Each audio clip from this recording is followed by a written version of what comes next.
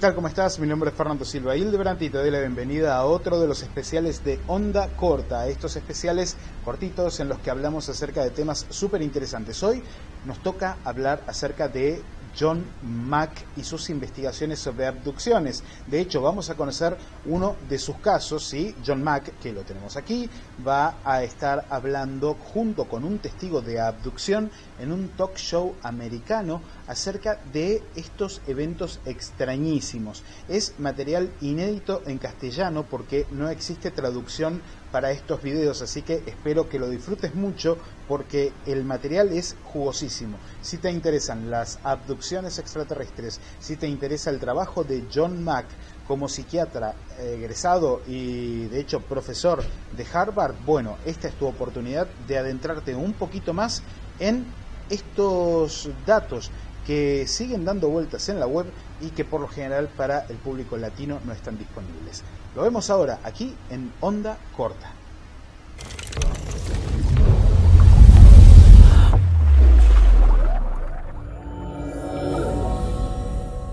What was the first memory that surfaced then? What's the earliest experience that you say? I was around 6 years old. I'd been out playing by myself, and I had my bike, which I was very fond of. It was my first bicycle. I'd got it when I was 5.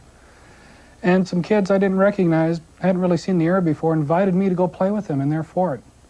And it was supposedly underground, and I climbed down inside, and once I was in there, I realized that they weren't kids at all. And I was very frightened. But they reassured me that everything would be all right, and I could just go look around. They would show me around. But what they did was led me into a room, put me on a table, take my clothes off, and start an exam. And it's at that point that my memory faded until I was back in the entryway, and they told me I could leave and it was time to go. And when I climbed out of the ladder, I was no longer at the north end of the neighborhood. I was right across the street from my house, and my mother was standing there really wondering where I was and why I had left my bike clear at the other end of the block. And there have been instances throughout the course of your life. That wasn't just the one instance. No, it's been repeated. They'll come and make several visits. They'll be gone for several years, and then they'll be back again for more. How do you account for the failure on your part to remember this as it was going on? Why was it suppressed for so long?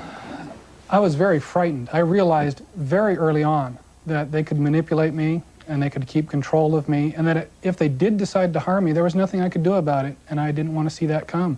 I would quite often react like I tell people as an ostrich. I would stick my head in the sand, refuse to see or hear anything, and it wasn't there because I couldn't see it. Why are you so convinced that these experiences that you're remembering are indeed encounters with extraterrestrial beings? I mean, what? Well, they're definitely not human beings, and they definitely display technology that I've never seen before. And while I wasn't fighting to bring memories back, I have always been fighting to suppress them. It was things that I knew had happened to me all along. The only times I fought was when they actually showed up. I would just keep my eyes shut and not participate. What do these beings look like? I mean, are they... Well, what I've seen is what many people describe as a standard gray. About 5 feet tall, 80 or 90 pounds, large eyes, all black, no hair. Heads seem a little bit disproportionately large as compared to a human being. Do you get a sense of fear? Do you get a sense of peace? Do you get a sense of confusion when you're with them? Always fear. I was always terrified of them. And why do you believe that these aren't something conjured up in your head as opposed to real experiences? What led you to that conclusion? Well, you know, there are dreams and there is reality. I'm as certain that I am looking at you and talking with you as I have been that I have been looking at them and talking with them. There is no doubt it is definite experience that I have been through. It's not something that I think happened to me or I kind of maybe has a fuzzy recollection of something that might have happened to me. It's as clear as driving down here today. And excuse the layman's vernacular here, Dr. Mack, but for a while you thought you were nuts.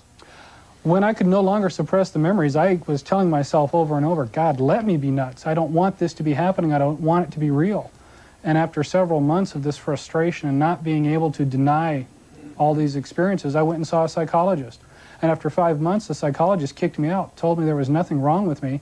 I was just having anxiety because I didn't want to deal with what had actually happened to me. You want to say something? We're often told, well, these are people who want to believe this. But far from wanting to believe it, I've seen many people that come to me wanting to have a psychiatric diagnosis, wanting to be told that they have a neurosis or even a psychosis, and become very disturbed when I say, no, I don't understand this. You're having these experiences, and I can't explain it. They're or make looking it for go some away. other explanation. It's what I call the anything but syndrome. Okay. I went through it myself. I mean, I've looked at every other possible explanation as thoroughly as I can, and nothing plausible has emerged. I might say there is not in the literature, I always throw this out to audiences, there is not in the literature or among the reports a single case of alien abduction experience that has revealed behind it, upon examination, something else. Okay.